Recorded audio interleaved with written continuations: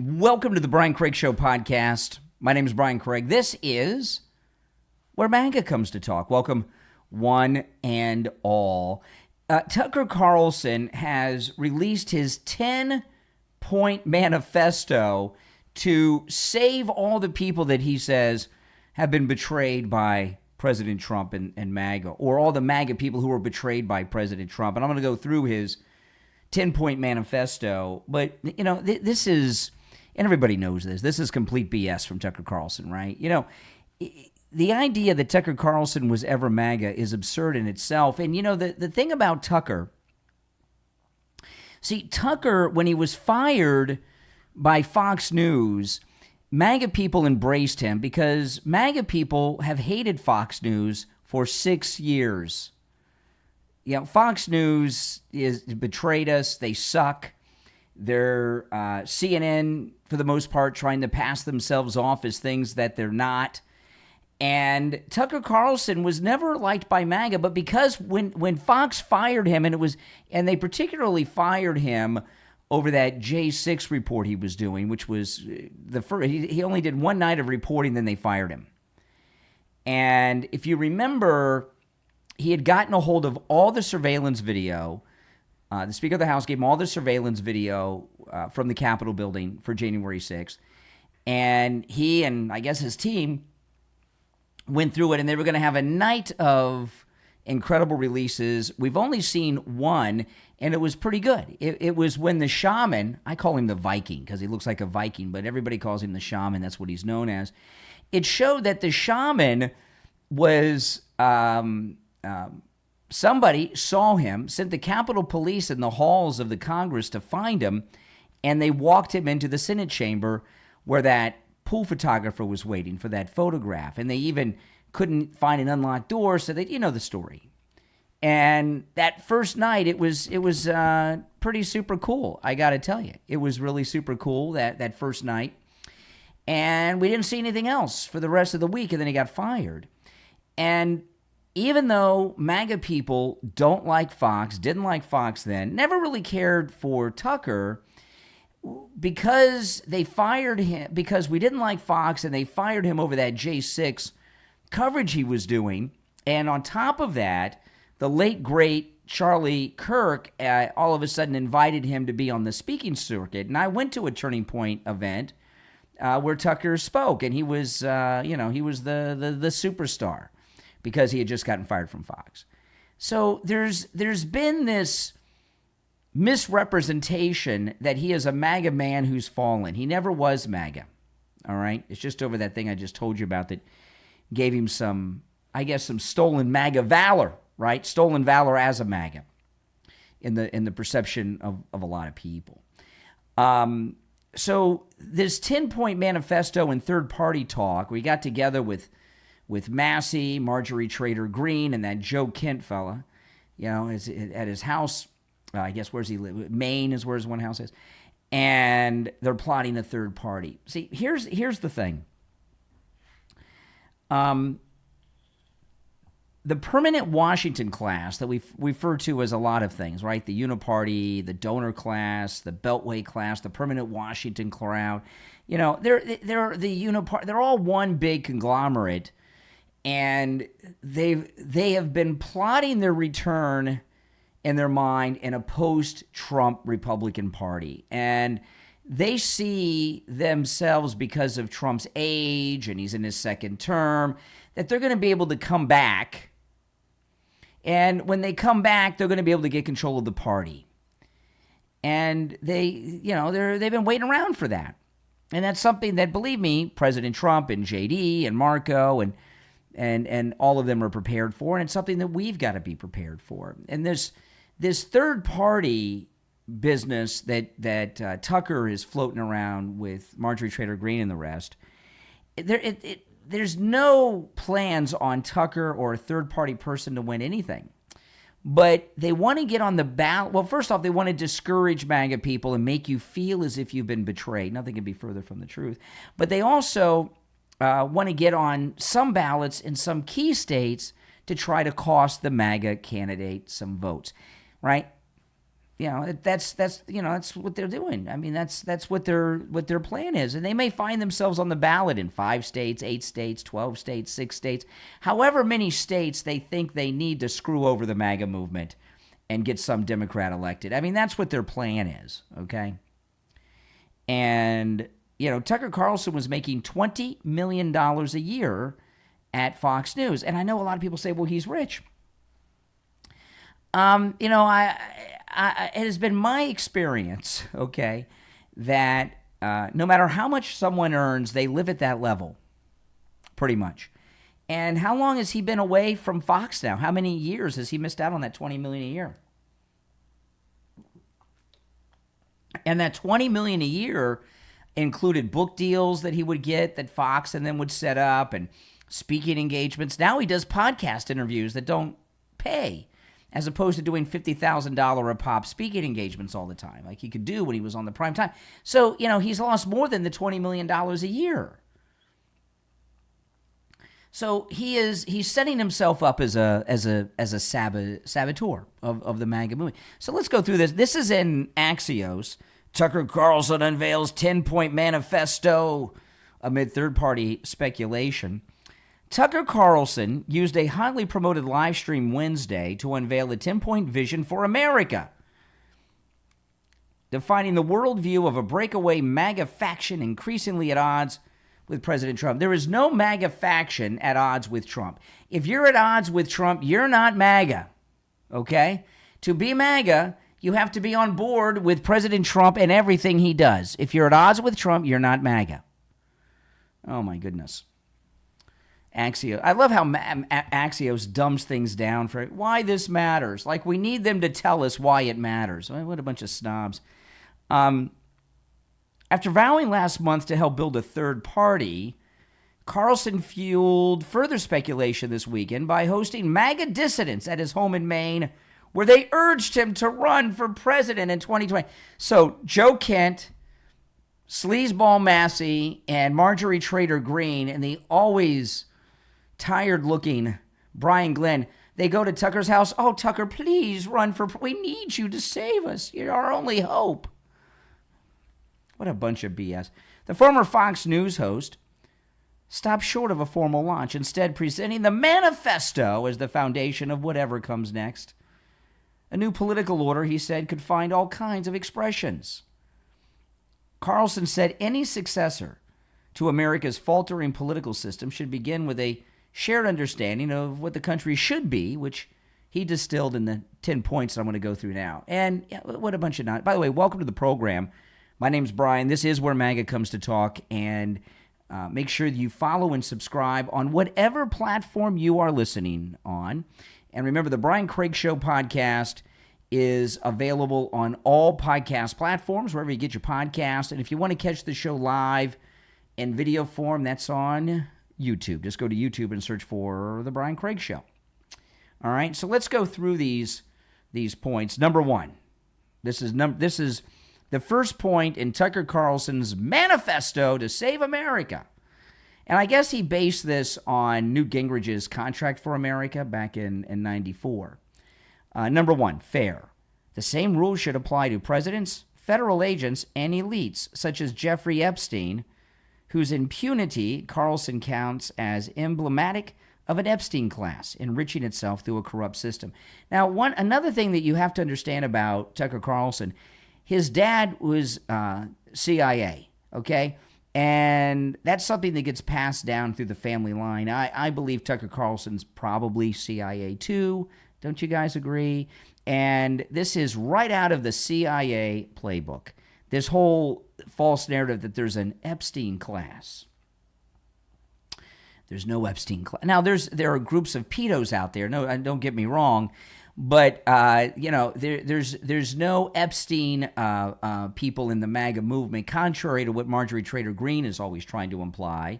In fact, when President Trump signed the bill into law, making it a federal law because of his signature to the bill, that the government had to release all of the Epstein files, what we found out is that Donald Trump is the one that turned Epstein into the local police. And then we found out from Mike Johnson, the Speaker of the House, he let out some info that we weren't supposed to know about, that President Trump worked as a confidential informant for the FBI to bring down Jeffrey Epstein. That's right. That's right. So that's one. Number two, sovereign. Tucker Carlson claimed Israel pushed the U.S. into the Iran war through bribery or threat or both. So Tucker Carlson is saying that President Trump was bribed or threatened or both by Israel?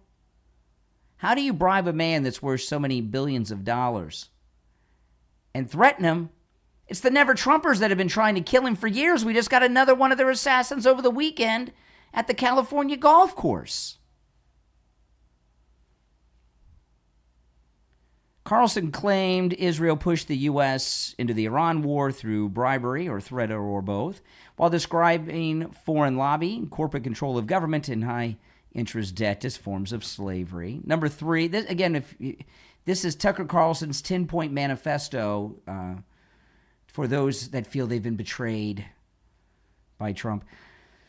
Number three, productive. America should rebuild farming, manufacturing, and craftsmanship while rejecting an economy dominated by finance, real estate speculation, surveillance systems, and weapons. Well, that seems to be what President Trump is doing. Number four, beautiful. Tucker Carlson alleged that urban planners deliberately uglified American cities and portrayed brutalist architecture, graffiti, public drug use, and violent crime as deliberate attacks on the public. I guess he had to have 10 points in the manifesto for some reason, so that seems like some gobbledygook that somebody made up. 5, healthy. Carlson embraced RFK Jr.'s food agenda. By the way, that food agenda is President Trump's food agenda, right? Called for universal sobriety and said widespread use of drugs such as Xanax, Adderall, and SSRIs had left Americans half addicted. I agree with that. Number 6, honest. Government officials should be punished for lying to citizens, and most classified records, including the JFK assassination and 9/11, should be opened. Okay, that looks like another one that's filler. 7, optimistic. What a weak manifesto, Tucker. Carlson argued that having children is a biological imperative and the foundation of long-term thinking, while blaming aging and childless elites for policies that disregard future generations. The problem is the birth rate and the death rate are almost the same in this country, have been for the last few years. The birth rate is only slightly above the death rate. Most of the new babies born are the illegals with the anchor babies, and that's a problem. And without the anchor babies, we would probably be in negative baby growth to the death ratio. So we're dying. And the reason that is because if you go to the age of people that are of childbearing years, that'd be Gen Z, some of the millennials, half of them are gay. Of the other half, a quarter of them are experimenting with some gender, and there's the people that are out there of childbearing years are not having reproductive sex enough to get pregnant. And there's also this thing that millennials, and it's mostly millennials, but Gen Z have. They call it adulting. You ever heard of adulting? It's a bunch of spoiled millennials, and there's millions of them, who don't want to have kids because they're selfish. All they want to do is be on a lifelong vacation, right? And travel the world and do all of that and be a traveling nomad or some crap. And they don't have kids. And it's all the liberal stuff. But it's mostly the gay and the gender stuff that has caused the birth rate to decline to dangerous levels, very dangerous levels. Okay, 8. Isn't this weak? This manifesto of Tucker's isn't a little weak and light. 8, wise. Schools should teach how the physical world actually works and what Tucker calls unchanging facts about human nature, including in 8 differences between men and women, rather than credentials, screens, and technological fads. 9, the U.S. should apologize and pay restitution for killing non-combatants, reverse Trump's Department of War rebrand, and stop funding allies that commit what Carlson called genocide, citing Israel. Okay, so it's a little anti-Semitism there. And finally, number 10 on Tucker Carlson's manifesto to try to sabotage MAGA, Tucker called for halting immigration until the effects of AI become clearer, ending benefits for undocumented immigrants, and making English the sole language of federal documents and ballots. Well, I'll agree with that, but that's really a Trump thing. Axios goes on, Tucker has become the intellectual hub for a small but vocal faction of MAGA exiles who say Trump abandoned the America First agenda by launching the Iran war, mishandling the Epstein files, and allowing Israel to exert too much influence over the U.S. I think he's double dipping on his anti-Semitism there because he mentions it twice. And there was no mishandling of the Epstein files. They were all released. It's the law of the land. And it goes on and on and on, and that's it. I mean, what a beaut. What a piece of work Tucker Carlson is. And let me tell you something. For the rest of his life, Donald Trump is going to decide who the next Republican presidential nominees are. That's just going to be his life. And he's going to go around for the rest of his life having rallies and endorsing people. And the Make America Great Again agenda is something that's going to go on for many, many decades. And you know, if you're MAGA, you vote for whoever President Trump tells you to vote for. And that's the way it is. And, you know, in 50 or 60 years, when President Trump is no longer with us, what you do then is his kids are going to be out there, and they're going to be endorsing people and everything else, and then you do what they do. But don't think just because you know we've had such gains in the MAGA movement that the Never Trumpers have given up.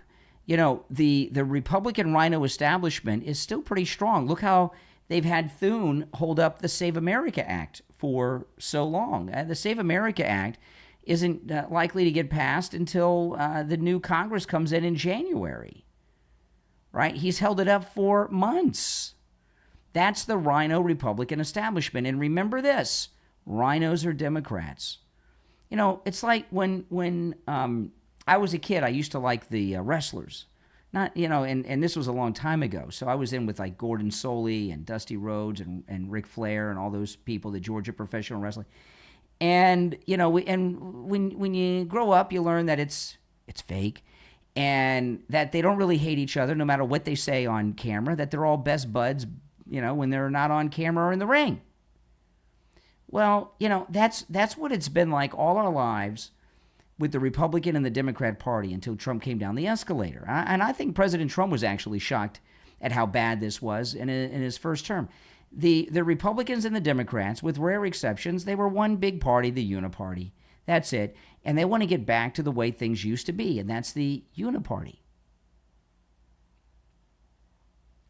And you know what? If people are foolish enough to follow Tucker and everything else, well, you know, they'll have some gains here and there. But I think the MAGA movement is strong enough to get by all of this. They're going to run third-party candidates, the real Republicans, the real MAGA, and all this stuff. They may even come up with a party name that somehow has MAGA in it, so because they're going to be the true MAGA, the pure MAGA. And what you're going to find is a lot of Democrats acting as if they've left the MAGA movement and have joined this third party. You're going to see a lot of that. When you'll hear people call me, "Oh, I've left that Republican. I've joined the real MAGA party led by Tucker from the CIA and Marjorie Taylor Greene and all this stuff."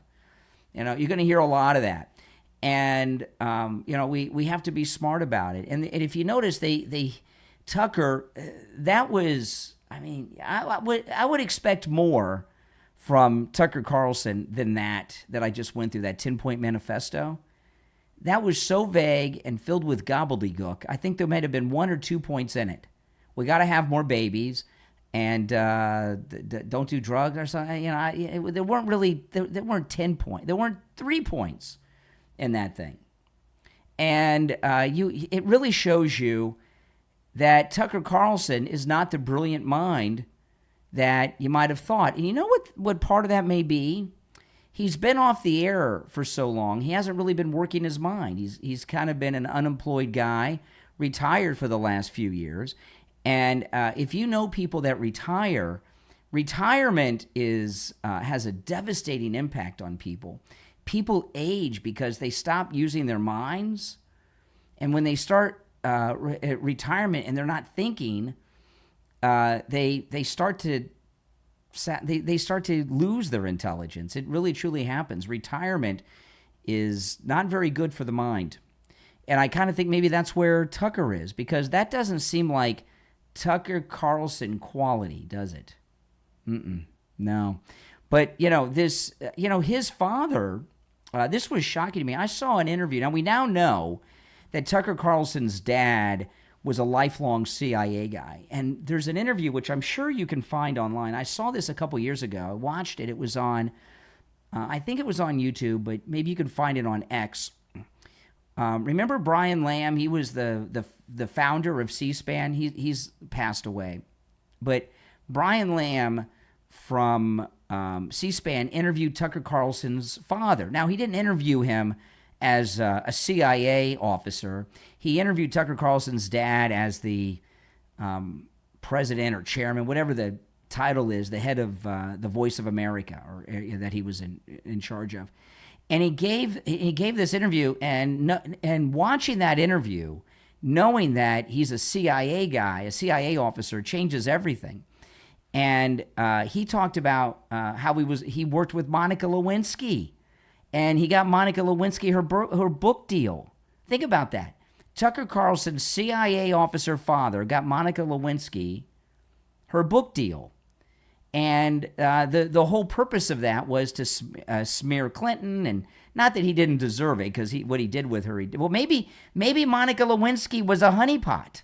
Come to think of it, anybody ever think, is that possible? Could Monica Lewinsky have been a honeypot to bring down and get control of Bill Clinton? Is that at all possible? What do you guys think? But Tucker Carlson's dad, this interview that he did with Brian Lamb on C-SPAN, he talked about a lot of things, but he talked about how he got Monica Lewinsky her book deal. So I was shocked that he was involved in it. And if I didn't know who he was, and I didn't know that he was a CIA officer for his entire life, I wouldn't have thought too much of it. Small world, Washington. But now we know it was to get some control over the Clintons and everything else. The deep state, I guess, had lost some control. And now what's happened is the CIA, they got and the deep state, they have the Clintons working for them, and they've been working for them for a long time. Welcome, everyone. If you're just joining, my name is Brian Craig. This is where MAGA comes to talk. We got a lot to cover. I'm going to take a quick break, and we'll be right back. I'm in the Jupiter Joe radio studio sitting down with Joe Thomas. Joe, a lot of seniors, they're getting their Social Security. They're retired, but not really. They're working a part-time job, maybe even a little bit more than a part-time job. But there are some instances where people think they have to work an extra side job, but they don't have to, right? Yes, a lot of people don't understand that you need to put all your money to work for you. That means the savings account, the checking account, the emergency fund. Take that money, turn it into an income stream, and that's what we do for clients. We'll take a lump sum of money, say $100,000, and you'll get another $700 or $800 a month, where maybe you don't have to work that part-time job anymore. Call Joe Thomas and schedule your no-charge consultation. And when you do, you get a free copy of his book, The Retirement Know-It-All. The number is 561-743-0999. 561-743-0999. And online, JupiterJoe.com. Have you ever wondered what it truly feels like to battle the darkest corners of the human mind? From author Mara Solis comes a deeply moving psychological novel that you will want to add to your must-read list, The Never-Ending Maze, available at Lulu.com and Google Play Books. Written in the form of a personal diary, this intimate and emotionally powerful story invites readers into the inner world of a woman searching for hope while confronting loneliness, broken dreams, depression, and the desire desire to be understood. The Never-Ending Maze explores whether healing, purpose, and light can still be found even in the deepest darkness. Through heartfelt reflections on relationships, faith, mental health, art, and the struggle to keep moving forward, every page offers an honest and unforgettable journey. This book also makes a great addition to your book club. Order your copy right now on Lulu.com and Google Play Books. The Never-Ending Maze, from author Mara Solis. What if you could understand the Bible as one complete story? From creation to Jesus to the fulfillment of end times prophecy. Now you can with engaging, eye-opening Bible study live streams where scripture comes together in a clear, easy-to-follow way that will deepen your understanding of God's Word. Discover how the events unfolding in today's world fit into the bigger picture God revealed throughout the Bible. Explore biblical prophecy and what it says about the future. Compare God's truth with Satan's deception. Examine the evidence for creation versus evolution and gain fresh insight into the people, places, and promises found throughout Scripture. Whether you're new to Bible study or have been reading the Bible your entire life, these live streams will help you connect the dots, strengthen your faith, and better understand the times we're living in. Don't miss this opportunity to grow in your knowledge of God's Word. Join these life-changing Bible study live streams right now. Find the link in the description of this episode. Share the link on all your social media so your friends can join in too. Again, the link is in the description of this episode. Look in the description and click it right now. Yeah, check out that Bible study. The link is in the description of this episode on whatever platform you're listening in. It's a very good Bible study. Check it out. Mike just sent a $10 super chat in the YouTube live chat. Thanks so much, Mike. I am monitoring, and when it starts, if I'm still on the air, I will cut to President Trump. This should be, President Trump's doing a signing of something, and those signings always and events always turn into press conferences. So I will be monitoring that, and if it happens while I'm here, I will go to it and carry it. All right, guys? All right, welcome back again. My name is Brian Craig. This is where MAGA comes to talk. You know, this guy's been going viral. He's in Nevada. He's an immigrant from Vietnam. I come from a communist country of Vietnam. So we lost the home country of South Vietnam to communism. You don't want this country to become a communist country. Any communist country that don't give people freedom is not acceptable. You know, it's what you don't want. You don't want communists, even socialists.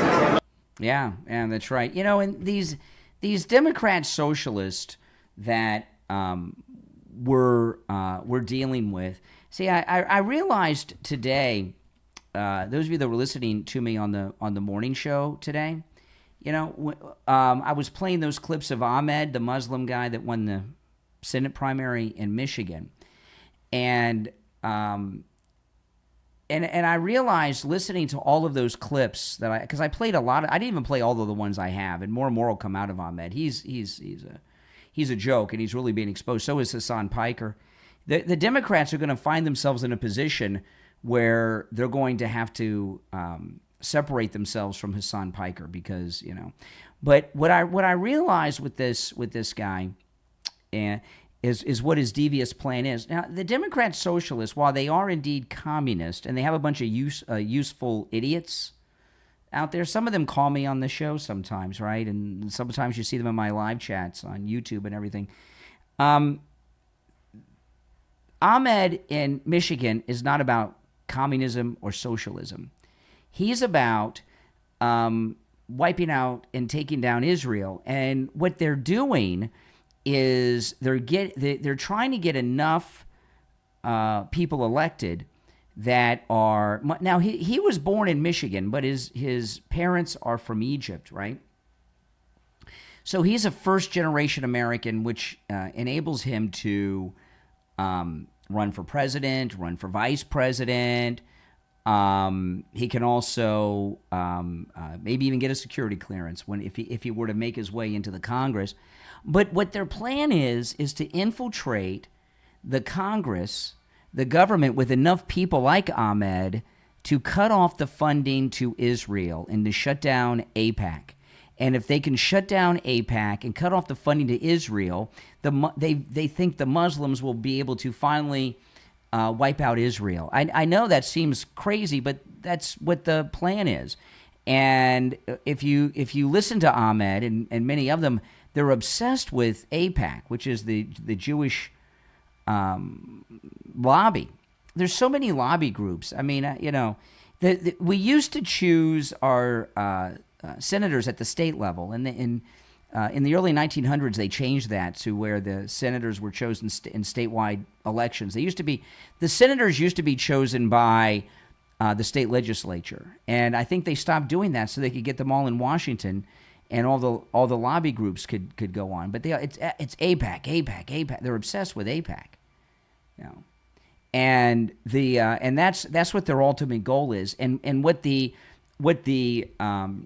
Muslim world that is out for Israel, what they've come to at least tell themselves. This is the conclusion they've come to.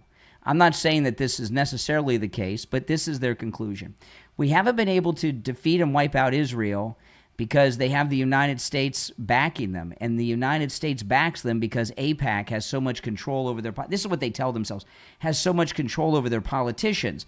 So if we can get enough of our people elected in the Congress of the United States, in the Senate, and in the House, we can cut off Israel funding, and we can lessen the impact of AIPAC, because when our people are in Congress, no matter what AIPAC does, no matter how much money that they throw, our people won't accept it. And one of the reasons that the Democrat Socialist of America, because not everyone that's running is Muslim, right?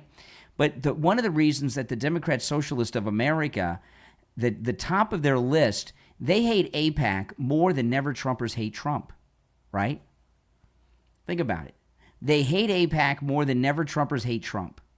And they're getting their other followers and such to get into that kind of mindset, because their ultimate goal is to wipe out Israel. It's pretty obvious. When I didn't realize that until today, and it was so obvious when I was going through all those different clips of Ahmed. And when I was going through all those Ahmed clips, I realized, boom, that's exactly what they're all about. Now, the president's about to start, so I'm going to take the break early so that I can air it uninterrupted, all right? So let's take a quick break, and we'll be right back.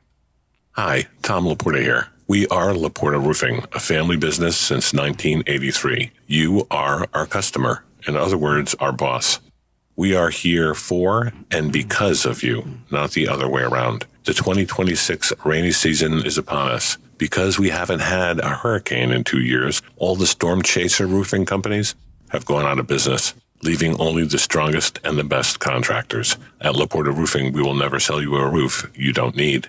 We don't have salesmen or commissions, so we will never pressure you to sign a contract. Also, deposits are not required. At Laporta Roofing, you will always come first. We must earn your trust, and we will.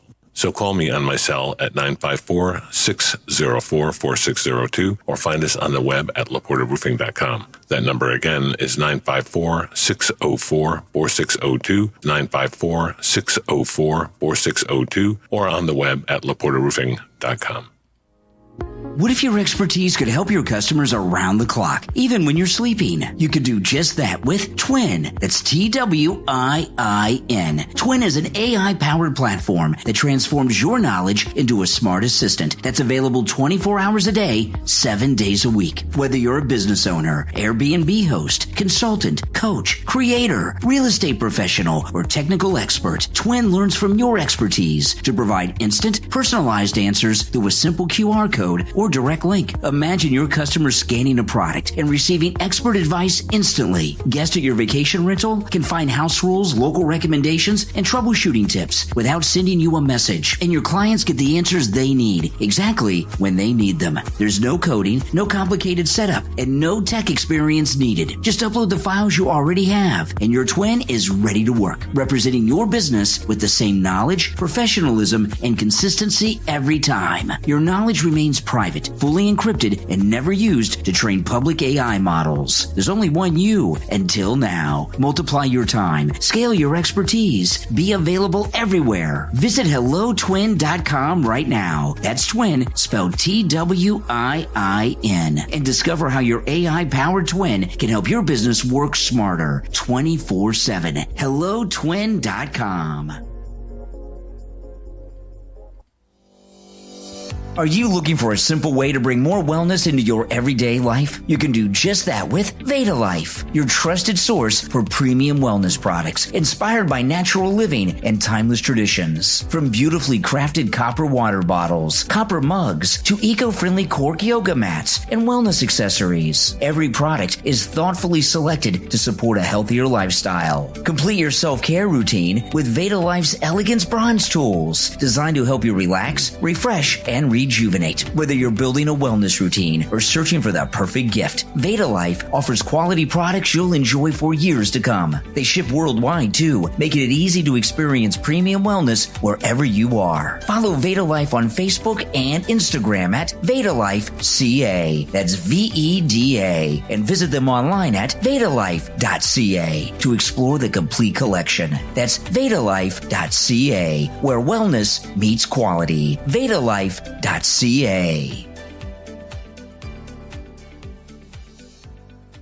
All right, the president still has not come out. So if he comes out and I'm on, I will cut to him. I am aware, I don't want anybody to think I'm avoiding, I am aware of the James Fishstick's press conference today about Byron Donalds. I did watch it. I am not airing it because the allegations are pretty serious, but I don't think they're credible. I just don't. If I thought they were, and this press conference that he had, there was one news outlet there because you could see the microphones. There was one news outlet. It was a local news outlet like Channel 6 or something. Let me see if I can pull it. I'm not going to play it, but let me see if I can pull it. And I'll tell you, when I was watching Channel 8, yeah, it was Channel 8. When I was watching Fishback give his talk today, I think he sounded believable. But what kind of the microphones, there's 3 microphones. 2 are just black microphones. Those are connected to the podium. Those belong to whoever owns the podium. And they're the same mic, and you can tell they're connected. And then there's one news mic, NBC Channel 8. I guess that's the local affiliate wherever he had this press conference. That's not much of a press conference. And I did watch it before I went on the air, and he did not even seem like he was believing it himself to me. It's the allegations that he made were some of the worst allegations you could make against someone. And it seems to me with Fish Sticks here, the governor's race here in Florida, okay, in first place by over 30 points is Byron Donalds, who's endorsed by President Trump. The lieutenant governor is in second place. I don't even know the guy's name, the lieutenant governor, because he wasn't elected.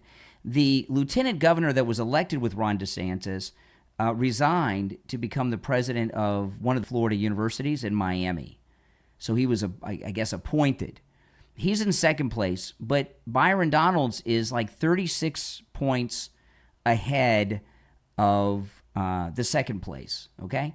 Then in third place are undecideds.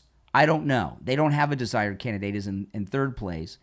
And then in fourth place is Fish Sticks, right? So Fish Sticks is behind an unnamed candidate for undecided people.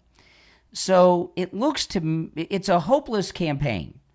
So it looks to me, and early voting has begun, and I've not voted in the early voting. I usually do vote in early voting, and maybe I will tomorrow. I just haven't had a chance. I might wait till Election Day. I don't know. I'm not sure what the last day of early voting is. Maybe I'll go tomorrow. Maybe I'll go on Saturday if it's still open. If not, I'll just wait till election. I like voting on election day because it's fun. On the presidential elections, though, you do want to vote early. In the general election, you do want to vote early. Okay? But in the primary, voting on primary election day is fine to me. But he seems to want to go out with a viral moment online because the accusations he made against Byron Donalds, like I said, were some of the worst accusations you could make against a man. And I didn't see any evidence of it, even though he holds up papers and everything else that have things blocked out. I didn't see anything that seemed at all credible or real. And when I was listening to him speak, he didn't seem to really be buying it himself. I don't know what Fishback's deal is, okay? I don't know if he's really a conservative, if he's MAGA. I don't know if he is a Democrat plant trying to do sabotage, a narcissist who likes to go viral and get attention. I don't know, okay? He hasn't been on the scene long enough for us to know too much about him.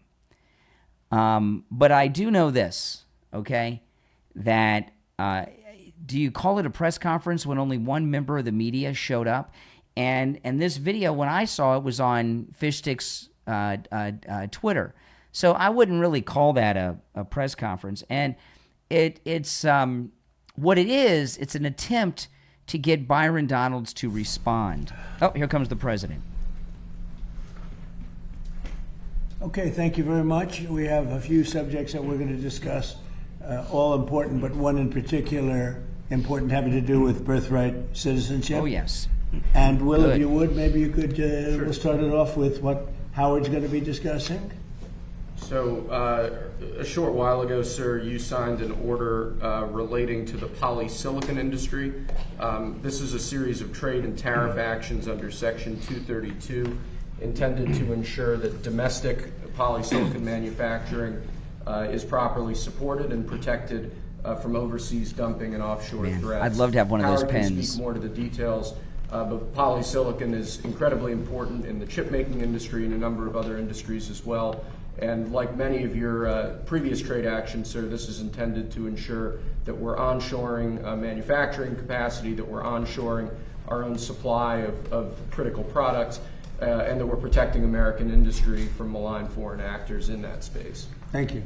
So polysilicon is sort of the foundational product that makes silicon wafers that become the AI chips and the chips that are in our phones and everything. So the president's policies have brought 50% of production into America. But we need the foundational products made here. Otherwise, we're making the products here, but we need the supply chain here. So this will bring the supply chain here. We're setting prices so that the Chinese can't dump anymore, and we're setting tariffs to say build it here. We've got the industry here. It's too small, and it's going to explode under your leadership. And we're having massive numbers of, I guess you'd call them factories or plants built having to do with the manufacturing of chips, more than we've ever had before.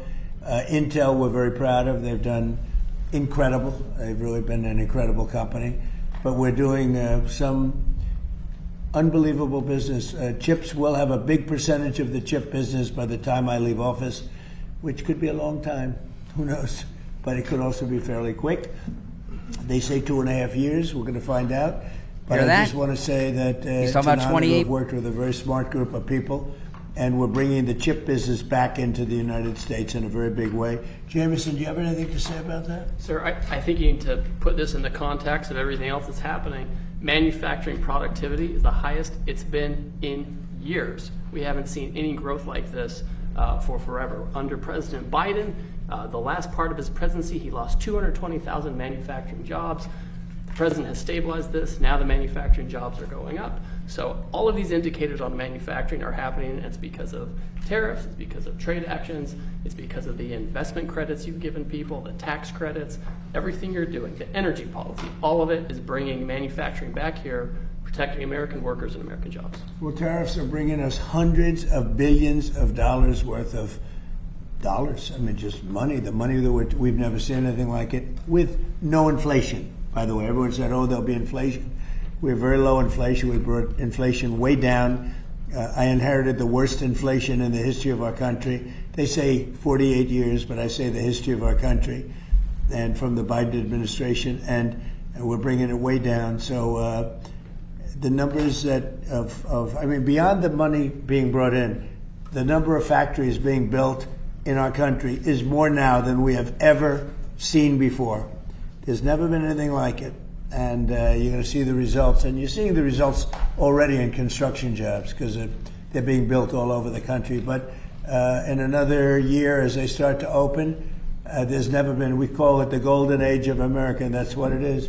Now, if we could talk, Steve, maybe you could discuss what we're dealing with on birthright citizenship. We had a very unfortunate decision in the Supreme Court concerning birthright. It was close, but this will be good. A very, very unfortunate decision. Let's hear. So we're making adjustments because it's very unfair. This was done for a different reason. This was done right after the Civil War. This was for the babies of slaves. And what's happening now, people are building businesses around it. From wealthy people are building businesses around birthright citizenship. That's not the way it was supposed to work. It's a disgrace. They're buying their way in, and we're not going to let it happen. So, Steve, if you will, please. Yes, so today the President signed these two executive orders here relating to birthright citizenship and birth tourism. As the President mentioned, the 14th Amendment was passed exclusively in the aftermath of the Civil War to ensure that the children of slaves would be citizens. It had no other meaning and purpose outside of that. And that's been clear, obviously, since the day that it was passed. You can go back and you can read the congressional debates. This is not something that's even seriously contested by anybody. The President is using his authority as Commander-in-Chief to sign first an executive order using the new ruling the Supreme Court issued to expand the definitions of people who are ineligible for birthright citizenship. That includes, for example, alien enemies of the United States, members of foreign terrorist organizations, and large categories of people who lobby and act on behalf of foreign governments. And so with taking this action, it ensures that large numbers of people who wrongly would be getting birthright citizenship will no longer be eligible for those benefits. The second action that he's taking, which is especially historic, is for the first time ever in American history to ban birth tourism. Ooh, there we go. That's so I a want good you one. to really let that sink in. This has been something that people have talked about not only for years, but for decades. The idea that people come here pretending to be a tourist, pretending to be a visitor, saying they want to go to Disneyland, they want to go visit a monument or go to a national park, but the real reason they're here is to have a child, to make that child an automatic citizen, leave our country, and then have a U.S. citizen child. It gives them access under this broken system to welfare benefits, ultimately to the voting booth, and all the other rights and privileges that belong solely to Americans. So that practice of birth tourism is, as of the signing of this order, hereby banned. Awesome. And what that means is that no one in the world is any more allowed to obtain a visa for this fraudulent purpose. It is probably, and President Trump has done many historic things on immigration, too many to list now, sealed the southern border shut, record deportations, record integrity, stopping foreign terrorist entry, record reduction in drug seizures, dismantling criminal cartels, dismantling the gangs, right? Everything he's done that has been so unprecedented. I would put this in the top 3 in terms of importance because it ends what has been one of the gravest and most egregious abuses of the American system, and it keeps American citizenship sacred. Thank you. Okay. Mr. President? Here we Good go. stuff. Questions. That's a big deal. Please. Thank you. On the birth tourism executive order, what are the plans for enforcement in terms of cracking down on birth tourism hotels that's common in parts of California? Very big crackdowns, and this will give us the right to do it in a much more forceful manner. But they've taken birthright citizenship and they've made a joke out of it. And we're actually the only country of size, I think just about the only country, period, that does birthright citizenship. I thought we were going to win it at the Supreme Court. Unfortunately, we had a bad decision, very unfair decision. Our country suffers because of it, and we're ending it a different way. Mr. President, at the Supreme Court, John Sauer, the Solicitor General, did not have an answer as to how many individuals take advantage of birth tourism. Is there a number that you can I'll tell cite? you right now, hundreds of thousands, okay? Hundreds of thousands. You have, one man came in with a family, said he had 56 children. Another one came in, they said they had 98 children. Oh my goodness. This was not what it was for. This was Wow. meant for the babies of slaves. It was right after 1 week or 2 weeks after the Civil War ended. This wasn't for wealthy multi-millionaires, billionaires coming in and bringing 15, 20, 30 children along with them. It's become a big business, and we're ending that business, please. What makes you confident, Mr. President, that this will pass constitutional muster? I think it will. I think, in fact, I asked a very talented person named Will Scharf, who's standing right behind me. Do you want to discuss that, Will? You felt pretty strongly about it. The law is absolutely clear. What we're talking about, as Stephen said, with respect to birth tourism, something that used to happen incidentally, where somebody who happened to be on vacation here went into labor early and had a baby. This was sort of a relatively small problem. What we've seen in recent years, though, is organized rings, at times criminal rings, setting up a system whereby tens, hundreds, thousands, tens of thousands of people can come to this country in an organized fashion and give birth here purely for the sake of obtaining birthright citizenship. This order takes a number of different actions intended to combat those sorts of organized practices. We look very heavily at denying visas to people that we have reason to believe are coming here for that purpose. Visas both for putative parents, but also for the people organizing these rings. There's also obviously a law enforcement component. We'll have a full fact sheet released on this soon, but what we're doing is taking legally validated means that are clearly within our disposal and targeting them square on to this birth tourism industry. There's absolutely nothing in here that runs afoul of any of the Supreme Court's opinions on the subject. This is frankly, it's action that's overdue, and I'm thankful that President Trump is finally taking decisive action to combat this issue of birth tourism now that it's been queued up in the way that it has as a result of the Supreme Court's opinion. This should have been done a long time ago. This should have happened years ago, but we're taking care of it now, please. Amy, can you help us understand how you distinguish between a tourist and a birth tourist? Well, I'll let you discuss it, please. Yes, happy to. And so, by the way, that's an excellent presentation. Thank you, Stephen. For those of you who want to do your research on this, Section 215A of the Immigration and Nationality Act gives the president this authority. 215A of the Immigration and Nationality Act. Very rarely used, probably one of the strongest laws in the entire federal code, gives him this power. And that's not the only, but it's the main statutory authority that's being used in this order. So birth tourism is by definition a fraud on the American system, on the American taxpayer, on the American visa. If you're coming here, and again, your stated purpose is that you're a tourist, then by definition, you are here to come for a few weeks, look at what we have, engage in commerce, and leave. So if you're telling a consular officer you're here as a tourist, but your true purpose and intent is to go to a baby mill, give birth, and try to mint an American citizen while you're here, then you're committing a fraud against the American government. That's right. And by definition, that visa can and should and will be now denied. Mr. President, there's a report that you told donors that they need to get J.D. Vance elected in 2028. Is that your official endorsement? No. It's. I heard about it a little while ago. I think he's great, but we're way too early to even be thinking about that. Okay? And then, Mr. President, Republicans are arguing a lot right now about affordability. What is your message on affordability going into the midterms? Well, that's a good question, but it's sort of simple to answer. I inherited the highest prices ever. I inherited the worst inflation in the history of our country, and we have done an amazing job. And oil prices now are coming down very rapidly. If you look at what's going on, it's down to 75. When I started the very important excursion into the Islamic Republic of Iran, it was a very important excursion because they can't have a nuclear weapon. Otherwise, the whole world would get blown up. We're not going to let that happen. Not only us, not only the Middle East, the whole world would have been catastrophic. We had no choice. We had oil down to less than 2, in many places like Iowa.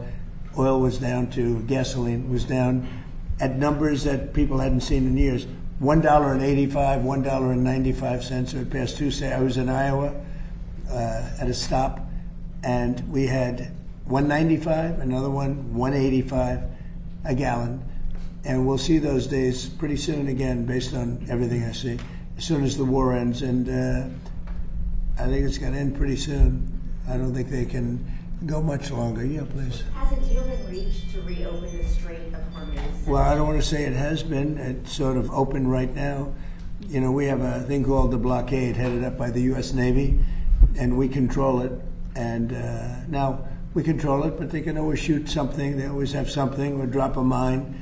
And if you have one mine sitting out there, you sort of mess things up, because people don't want to take their billion-dollar boats and accidentally get hit by a mine. But I think we're doing very well. I just, you know, I'm involved in the negotiation. I think we're doing fine. It could be soon, yeah. Mr. President, have you lobbied any of the undecided Republicans who will vote tomorrow on Todd Blanche's nomination? I will lobby if I need to. I will lobby very, very diligently, because he's outstanding. He should be good. I mean, I can't imagine he's as good as there is in the country. People have such unbelievable respect for Todd Blanche, so hopefully that won't be necessary. I spoke to some people, I did, but hopefully it'll all work out very well for the country, because you're not going to find better than Todd Blanche. Will you reach out to Senator Murkowski, Senator Cassidy, for instance? Let's see if we need anybody. I'll reach out to whoever I have to, but anybody voting against him would be doing a great disservice to the country, please. Mr. President, the deadline for Representative Max Miller to withdraw from his race is coming up next week. Yeah. Do you believe he should withdraw at this point? Well, I'm not going to get involved in that. It's a very sad situation, and I know Max very well, but it's very, very sad that a situation like that takes place. Yeah. Do you think the DOJ should prosecute Dr. Fauci? Well, you know, they prosecuted Peter Navarro. Yeah. And they prosecuted Steve Bannon, two very decent people, over something that essentially was never prosecuted before. And there are sort of telltale signs of similarity. And they went to jail for a number of months over something that I saw one of the analysts said they used to laugh at it in the Justice Department when something like that was referred. But Merrick Garland prosecuted two very decent people and sent them to jail. I wasn't president. I would have given them a pardon in 2 seconds, but I wasn't. It was after I left. They waited till after I left, and then they prosecuted these two people, and they ought to be ashamed of themselves. So when you see that happen, you sort of say maybe he should. What he did is far more serious than a lot of crimes, frankly. But they prosecuted two people when nothing like that has ever taken place before. Mr. President. Mr. President, on munitions, you posted overnight that the U.S. has a massive amount, and That's right. You denied that there were any shortages. There is a supplemental request for $21 billion to restock. So why is that request still there if there's Well, no because we urgency? need more all the time. I mean, we need more. Look, we gave tremendous amount to Ukraine.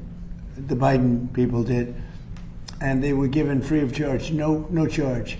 No charge. Billions, hundreds of billions of dollars.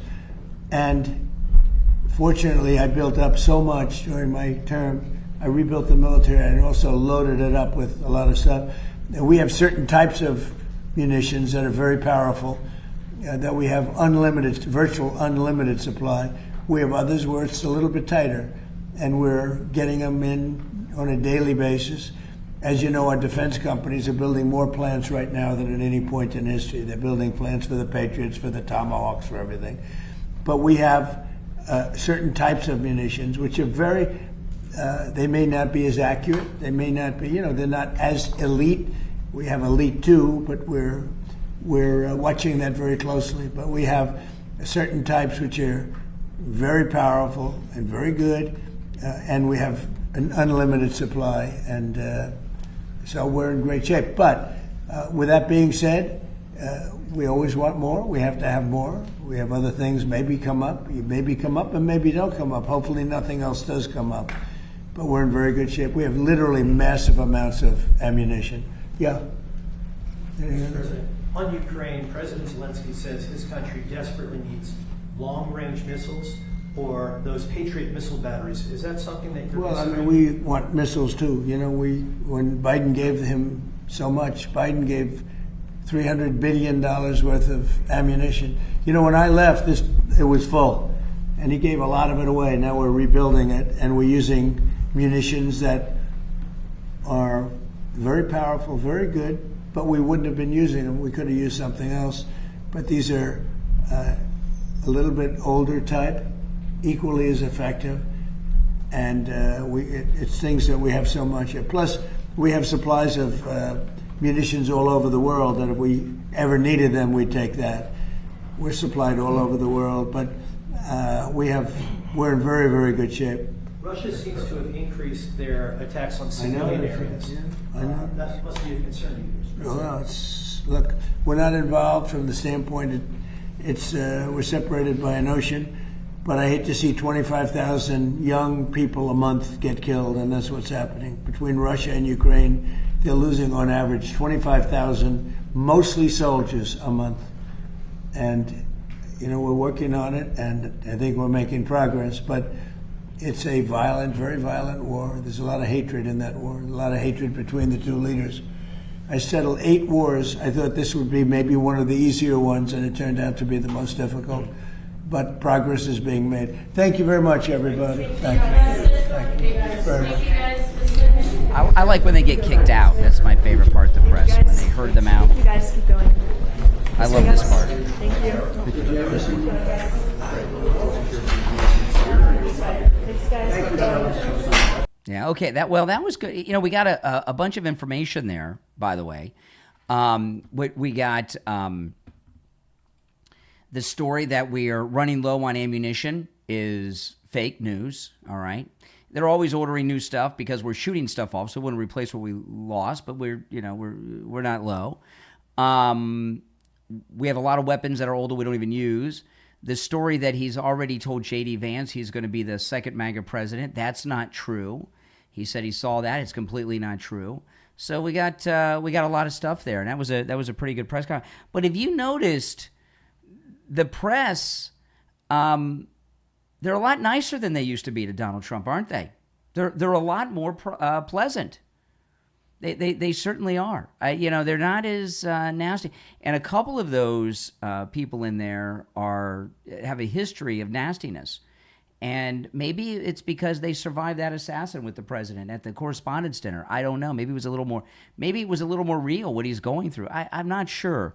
But they seem much more. In fact, the press, I think the questions that the media asked were really good, because there were a handful of stories out there, and they asked about all of them. Is it true there's a story being reported today that you endorsed J.D. Vance? Is that true? There's a report that we're low on munitions. Is that true? So those are very, very important things. Those stories are out there, and boom, he just dispelled them. This is the most transparent administration the country's ever had. I mean, he deals with stuff in real time. And this order ending the birth tourism, that's huge. That's so huge, and that's a big thing. I mean, it's not just rich people that do it. There's a whole organization out there of people that do nothing but bring people over here to have babies, okay? And so they can get all the benefits that they were talking about there. And ending that's a pretty amazing thing. If you're new to my program, welcome. Make sure you subscribe, and if everybody could please like the video, I'd appreciate that. And, when you like the video, you get the video recommended to people that have not yet found the channel. So liking the video helps so much, guys. So please like the video.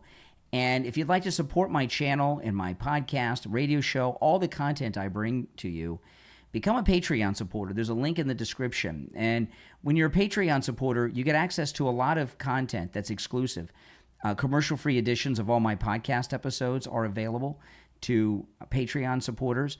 My exclusive daily live streams just for Patreon supporters on the Patreon platform. You get access to that.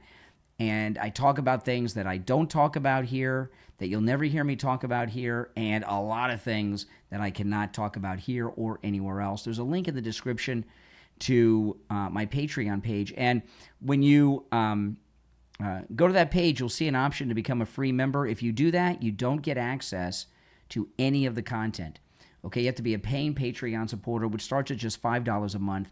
And not only do you get access to all the new content I put up there, the new live streams, the new commercial-free editions, and everything else, you get access to the entire back catalog on my Patreon page, which goes back many years because I've been there for a long time.